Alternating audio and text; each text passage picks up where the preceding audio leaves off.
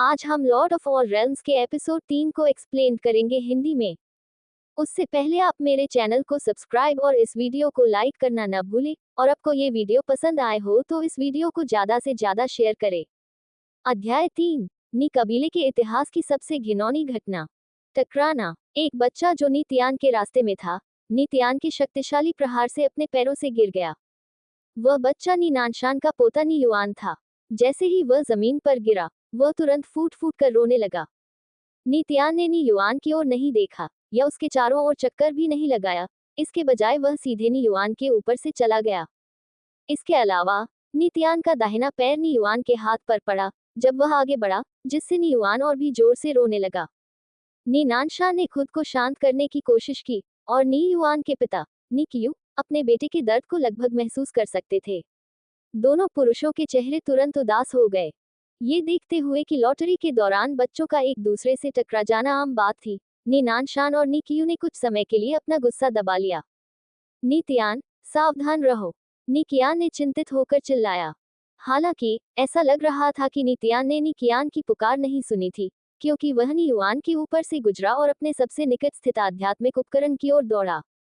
इस समय नी कबीले का एक और बच्चा, जिसकी छोटी छोटी आंखें चमक रही थी, दस्ताने को घूर रहा था, जो धुंधली लाल रोशनी उत्सर्जित कर रहा था। जब उसने दस्ताने की ओर अपना हाथ बढ़ाया, तो उसकी उंगलियों से भी लाल रोशनी की किरणें निकल रही थी। स्पष्टतः बच्चे की साधना विशेषता दस्ताने में निहित आध्यात्मिक ऊर्जा से पूरी तरह मेल खाती थी। नी कबीले का एक सदस्य भावुक हो गया और चिल्लाने लगा, ये लियांग एर के लिए नियत है। पहली नजर में लियुयान और पुरानी वंश बिना किसी संदेह के बता सकता था कि दस्ताने, चमकती लाल रोशनी और सब कुछ वह उपकरण था जिसकी नीलियान को जरूरत थी। लियुयान ने धीरे से सिर हिलाया और खुद से कहा, अग्नि विशेषता। सभी ने देखा कि नीलियान का अस्थिर छोटा हाथ दस्ताने को छूने के कगार पर था। हालांकि उसी समय नीतियान दौड़कर आया और नीलियान को जमीन पर गिरा दिया, इससे पहले कि वह दस्ताने को पकड़ने के लिए आगे बढ़ता। इससे पहले कि भ्रमित नीलियान कोई आवाज निकाल पाता, नीतियान ने पहले ही अपने हाथ में दस्ताने को पकड़ लिया और जोर से हंस पड़ा। जब नीतियान अपना मुंह खोलकर हंस रहा था, नीलियान को एहसास हुआ कि क्या हुआ था और वह जोर से चिल्लाने लगा, वाह वाह, मेरा मेरा। नीतियान का चेहरा संतुष्टि और सुखद हंसी से भरा था, जबकि इसके विपरीत नीलियान डरा हुआ था और आंसू में था। कमीने। नीलियान के पिता, जो नी कबीले की एक विस्तारित शाखा के विशेषज्ञ थे, उसने गुर्राते हुए कहा, वह दस्ताना नीतियान की साधना विशेषता से मेल नहीं खाता। नीतियान के शरीर से ऊर्जा में उतार चढ़ाव का एक छोटा सा अंश भी आध्यात्मिक उपकरण से मेल नहीं खाता, तो उसे यह क्यों मिलना चाहिए। क्लाउड सोअरिंग संप्रदाय के लियू यान ने मुस्कुराते हुए देखा कि नीतियान दस्ताने लेने के लिए आगे बढ़ा। लियू यान को अपनी हंसी रोकनी पड़ी। जब वह सांत्वना में कुछ शब्द कहने ही वाला था, तो उसने पाया कि नीतियान जबरन दस्ताने लेने का आनंद लेने के बाद पास के ही एक दूसरे आध्यात्मिक उपकरण की ओर भागा था। जबकि नीलियांग अभी भी रो रहा था, नीतियान ने लाल दस्ताने पहने और नीली तलवार की ओर दौड़ा। इस बीच नी कबीले का एक और बच्चा नीली तलवार पकड़े हुए था। उसका छोटा सा चेहरा मुस्कान से भरा हुआ था। जब उसने तलवार पकड़ी, तो तलवार और बच्चे के शरीर से नीले प्रकाश की तरंगें तुरंत निकली, जो तलवार के संपर्क में आई। जैसे ही वह खुशी से मुस्कुराया और जोर से हंसने के लिए तैयार हुआ, नीतियान हवा की तरह झपट्टा मार कर आया। अपनी श्रेष्ठ शक्ति पर भरोसा करते हुए नीतियान ने दूसरे बच्चे की पकड़ से नीली तलवार छीन ली और पूरे समय हंसता रहा। वह बच्चा, जिसने अभी अभी अपना आध्यात्मिक उपकरण खोया था, क्षण भर के लिए असमंजस में खड़ा रहा। फिर उसने नीतियान के हाथ से तलवार छीनने की कोशिश की, लेकिन अंततः उसे जमीन पर धकेल दिया गया। वाह वाह, एक अन्य बच्चे की कान फाड़ देने वाली चीखें नी कबीले के विशाल हॉल में गूंज उठी। कितना निर्लज, ये छोटा सा बदमाश बहुत निर्लज है। गुस्से में नी कबीले का एक और विस्तारित सदस्य तुरंत हॉल में भड़कने से खुद को नहीं रोक सका। नीतियान, जो जाहिर तौर पर लूटने का आदी था, उसने उस पर कोई ध्यान नहीं दिया और भीड़ की परवाह किए बिना दरबार में अपनी लूटपाट जारी रखी। कुछ ही समय में नीतियान ने बची हुई कृपाण, पंखा, जानवर की हड्डी, लकड़ी का डंडा, मनके को जबरन हथियाने में कामयाब हो गया। लॉटरी निकालने के समय उपस्थित नी कबीले के कई सदस्य आश्चर्यचकित होकर, आंखें फाड़कर और अवाक होकर नीतियान को ऐसे देख रहे थे जैसे वह कोई शैतान हो।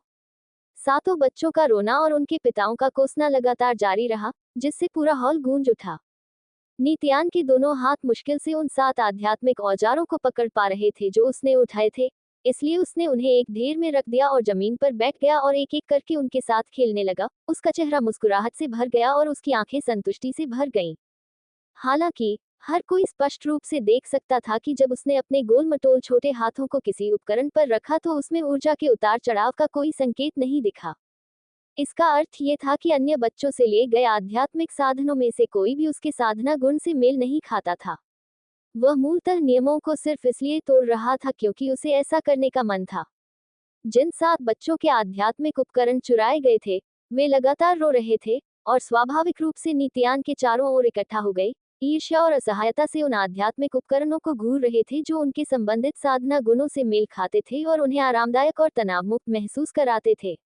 उन्होंने उन्हें वापस पाने की व्यर्थ कोशिश भी की।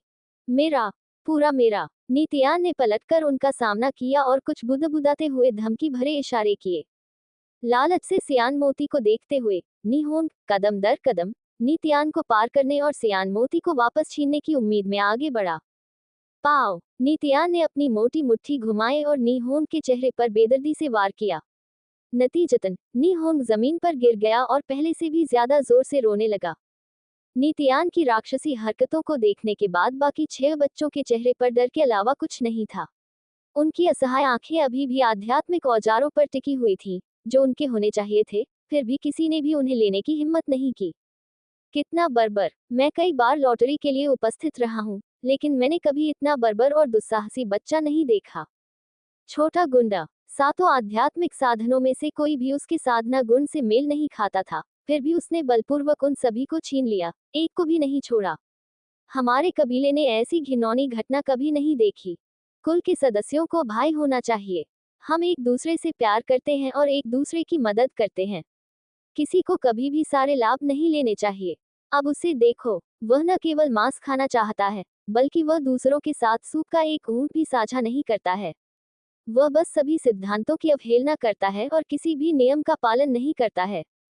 हॉल के अंदर रोने और गाली गलौज की आवाजें सुनकर नी बेचुआन और नी नानशान के चेहरे झील के पानी की तरह काले और उदास हो गए थे। गेट के पास खड़ी निकियान हंसते हुए नित्यान को देखकर थोड़ी चिंतित हो गई। उसे मन ही मन ये भी बुरा लगा कि वह इतना लापरवाह था, जिससे पूरे नी कबीले को ठेस पहुंची। वह दयनीय चेहरे के साथ नी डोंगहाय की ओर मुड़ी, लेकिन उसे नी डोंगहाय की कड़वी मुस्कान का सामना करना पड़ा। शर्मिंदगी और सिर में दर्द के कारण वह ये नहीं समझ पा रही थी कि इस स्थिति से कैसे निपटे। कुआं। पूरा दृश्य देखने के बाद लियू यान ने धीमे स्वर में कहा। उसके बोलते ही शोर से भरे हॉल में सन्नाटा छा गया। नी कबीले के नाराज सदस्यों ने नी तियान से नजरें हटा ली और लियू यान पर ध्यान केंद्रित कर लिया। लियू यान ने भीड़ को देखते हुए धीरे से खांसते हुए कहा, बच्चों के बीच शरारतें मनोरंजक होती हैं। जहां तक 7 हथियारों की बात है, मेरी राय में नी तियान को सभी हथियार नहीं लेने चाहिए। क्या होगा अगर हम नी तियान को एक हथियार रखने दें और बाकी हथियार दूसरे बच्चों को दे दें? फिर हम इस घटना को खत्म कर सकते हैं। आप क्या कहते हैं? तनाव कम होते देख नी डोंगहाई ने चुपके से सांस छोड़ते हुए कहा, हम वैसा ही करेंगे जैसा श्री लियू कहेंगे। नी तियान, तुम व्यवहार करो और औजारों में से सिर्फ एक को चुनो। बाकी औजार अपने भाइयों को लौटा दो और फिर कभी इतनी बेरुखी से पेश मत आना। तुम्हारे बारे में क्या? लियू यान ने नी कबीले के बाकी सदस्यों की ओर मुंह किया। उसकी निगाह के सामने पहले चिल्ला रहे नी कबीले के सदस्यों, जिन्होंने नी तियान को दंडित करने की मांग की थी, उनके पास उनकी राय से सहमति जताते हुए सिर हिलाने के अलावा कोई विकल्प नहीं था। अच्छा। लियू यान मुस्कुराया और धीरे से अपना सिर हिलाया। फिर उसने नी तियान की आंखों में गहरी नजर डाली और प्यार से कहा, ठीक है, अंकल लियू की बातें सुनो। आप अपनी पसंद का कोई भी आध्यात्मिक साधन ले सकते हैं, लेकिन बाकी अपने छोटे और बड़े भाइयों को दे दें। नित्यान ने अनिच्छा से मुंह बनाया और यहाँ तक कि निकियान की ओर चुपके से देखा। निकियान ने उसे कड़ी नजर से देखा और कहा, अगर तुमने अनियंत्रित व्यवहार करने की हिम्मत की, तो देखो मैं तुम्हारे साथ क्या करने जा रही हूँ। नित्यान घबरा गया, मानो उसे निकियान के अलावा किसी से डर नहीं था। नीचे देखे बिना उसने लापरवाही से आध्यात्मिक औजारों के ढेर पर हाथ रखा और जानवर की हड्डी का टुकड़ा निकाला, फिर तुरंत वहां से चला गया। उसके इस उदासीन रवैये से सभी को यह अच्छी तरह पता चल गया कि शुरू से ही उसे इन 7 आध्यात्मिक साधनों में कोई खास रुचि नहीं थी। उसे जो आनंद मिलता था, वह केवल दूसरों से कुछ छीनने की प्रक्रिया थी। उसे सबसे कम रैंक वाले जानवर की हड्डी लेते देख नी कबीले के कई सदस्यों के चेहरे आश्चर्य से चमक उठे। जब वे चुपके से उसकी मूर्खता का मजाक उड़ा रहे थे, तो उनके चेहरों पर उदासी थोड़ी कम हो गई। जैसे ही वह रास्ते से हटा, नी कबीले के बाकी बच्चे अपनी उत्तेजना को और अधिक न रोक पाने के कारण उन आध्यात्मिक उपकरणों को हथियाने के लिए आगे बढ़े, जिन पर उनकी नजर बहुत पहले से थी। वाह!